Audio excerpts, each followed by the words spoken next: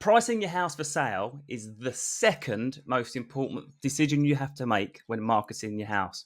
I'll come on to the first later in the video. But let's talk about pricing strategy, Steph. It's going to determine how quick you sell, how much interest you get. And what I always look at, which people overlook, is it's going to give you the choice of buyer as well, right?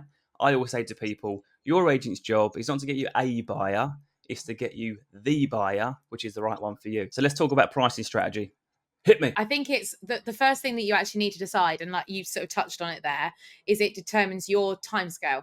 So you have to actually work out yourself if you need to move quickly or whether you have all the time in the world, as people always say. The one thing I would say to that is even if you have all the time in the world, it doesn't mean that you should overprice the hell out of the property, because all the time in the world suddenly does become a heck of a long time.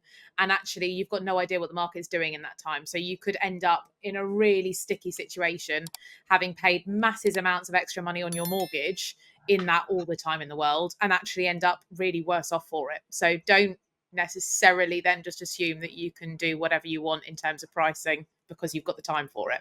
However, if you do have longer, you can probably be a little bit bullish with your pricing comparison. If you need to sell quickly, then you need to price it accordingly. So once you've decided on that, you then need to work out whether you're going down the route of, I would personally say, either pricing realistically or pricing to entice. I don't agree at the moment, especially with testing the market, as lots of agents like to say. When the market is incredibly buoyant and it's really a seller's market, and you can almost guarantee that you will have 6 or 7 buyers on the house offering for everything you put live, which it was only a few years ago that we would, put a property onto the market, have an entire Saturday, maybe even Sunday as well, full of viewings on that one house, and you could almost guarantee that you'd get nearly 10 offers and it would go well above the asking price. Fair enough, in that instance, test away. But right now, it's not that market. So you can't test it in the same way. You have to be realistic, because buyers are not stupid. Buyers can do a lot of their own research, and they will.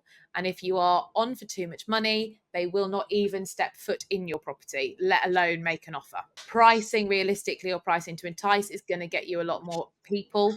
And the more buyers you've got, the more interest you've got, and the more offers you've got, the more money you'll walk away with anyway. So if you price really high, you're likely to walk away with a really low offer.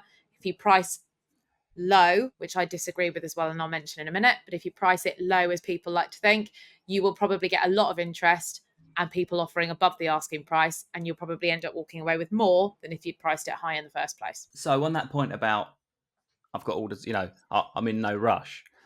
My reply to that is always, great. Well, let's wait until you are in a rush then.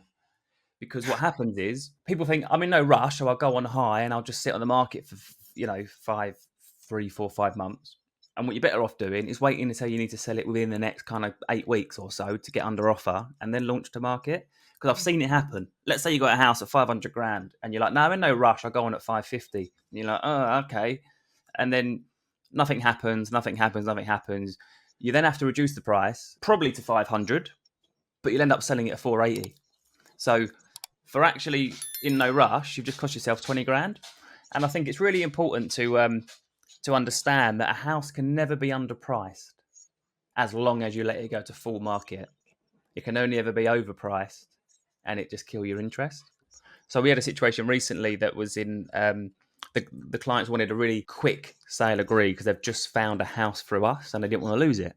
And they were prepared to get a reasonable price, but they want it quickly rather than maybe get a higher price if they waited longer. They probably wouldn't have done, but that was the mentality. I think it went on offers over 375, could have gone at 400, but it was like, no, let's go offers over 375. And I think it might have achieved 415, I think, something like that, because it had 28 viewings, 7 offers. And the most important thing about all that is that, one, there's multiple underbidders that we can revert back to if something goes wrong. That's a great position to be in. The buyer's going to feel more like they need to get this through because there were 7 other buyers chasing it. And it gives the seller the choice of buyer. So in this position, they were buying a house that was empty. So they ideally wanted a buyer on their house with no chain behind them. So they got to choose the buyer. I don't even think it went for the highest figure that was placed. It was reasonable, good price, but the buyer, high deposit, no chain, in rented, pushed it through. So, pricing strategy, you can't underprice your house. You can only overprice it. The caveat on the underpricing is I've had someone, it's only a couple of weeks ago, oh, Perry, I'm under offer at a full asking price. Oh, I never saw it go on the market.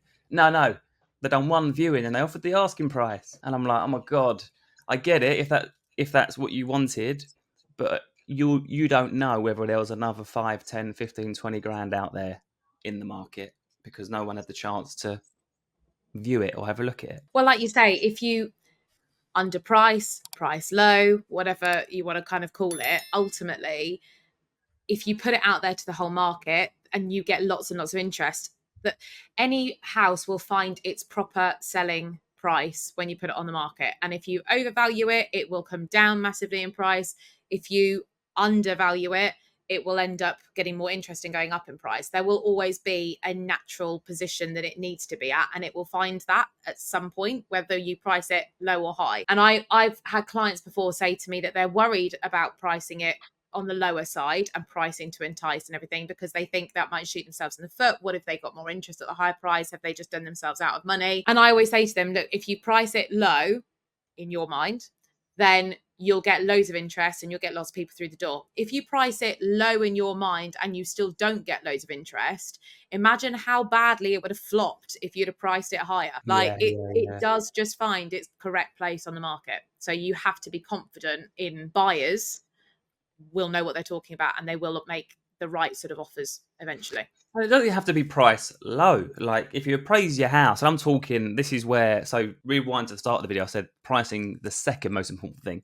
The first one is your choice of agent. You need an agent like Steph. Because what you end up doing is as long as the pricing has been arrived to in the right way, and a lot of agents do this, they walk in the door, they kind of look around and lick their finger, put it in the air and say 600 grand. That is the worst thing that you could possibly do. You want to be insisting that your agent is sitting you down and taking you through exactly how they arrived at that price, because getting that wrong could cost you thousands of pounds, and loads of wasted time. As long as you're confident in that, how they've arrived at that price, whether you agree with it or not. I'm talking recently sold, currently competition available, price per square foot comparables, market change, blah, blah, blah. There's a lot that goes into correcting as accurately as possible, arriving at what a house should be worth, but also don't talk valuation, talk market positioning. That's all you can do. So if you've got a house that's 500 grand and there's a house down the road that's got a smaller kitchen for 525, most people are like, oh, my kitchen's nicer, so I'll put it on the 550. What they miss is that the house at 525 has been on the market for the last 6 months.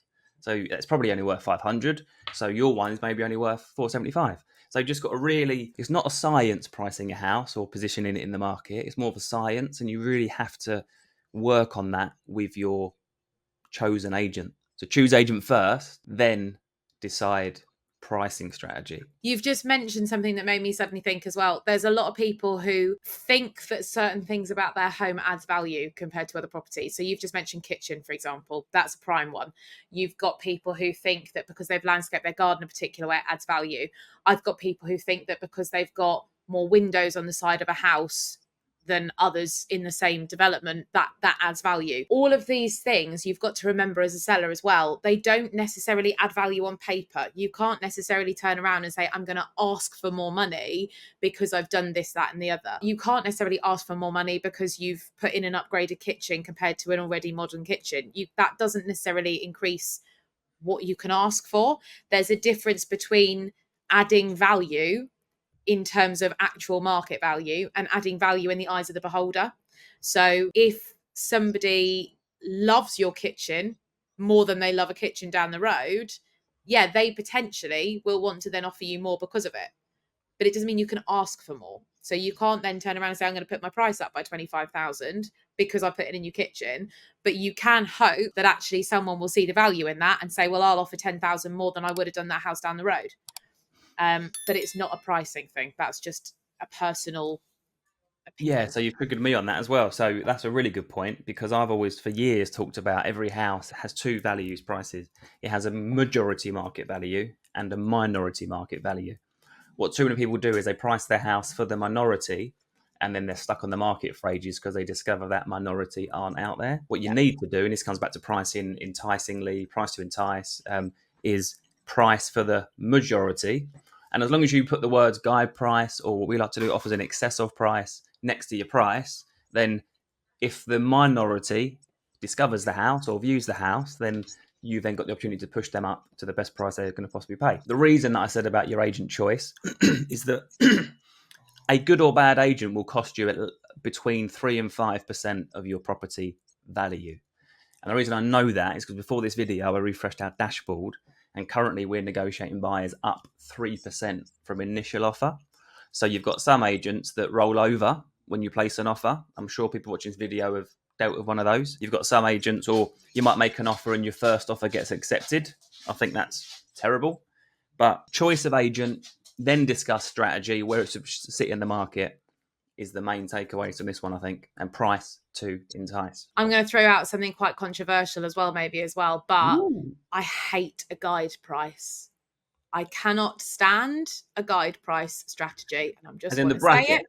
The bracket. Yeah, cool. I'm with you. The idea, yeah, the bracket, not just the wording, but the idea that you get a lot of agents who, and I just had this conversation with a potential seller the other day, who an agent had gone in and valued their property at 6 to 650.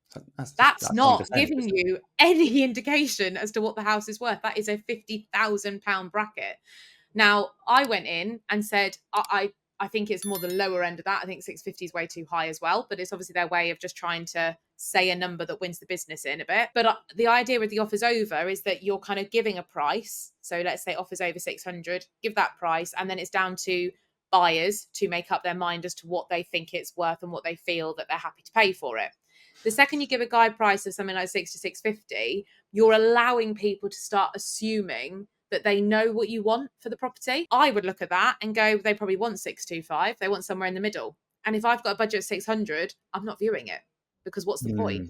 So you, again, I believe you end up alienating a massive chunk of your potential audience of people who would probably pay the money that you might accept because they think you want more. So by doing a guide price bracket, you're almost giving people the opportunity to assume they know what you want. And by assuming they know what you want, you're damaging your marketing again. Yeah, great advice. And what generally happens, the reason properties are marketed like that is the agent goes in and says, oh, you're worth 650, I'm pretty sure. They know they're not, but that's what they tell them to get them to sign for 26 weeks. But they say, but let's mark it as 6 to 650 just to, lure people in and I'll get them up. So it is a side note on this is just don't sign a long contract with an estate agent, but don't get me started on that because that's a whole It's nother video. lazy. It's lazy estate agency. Yeah, agreed. On that note, we'll see you on the next video.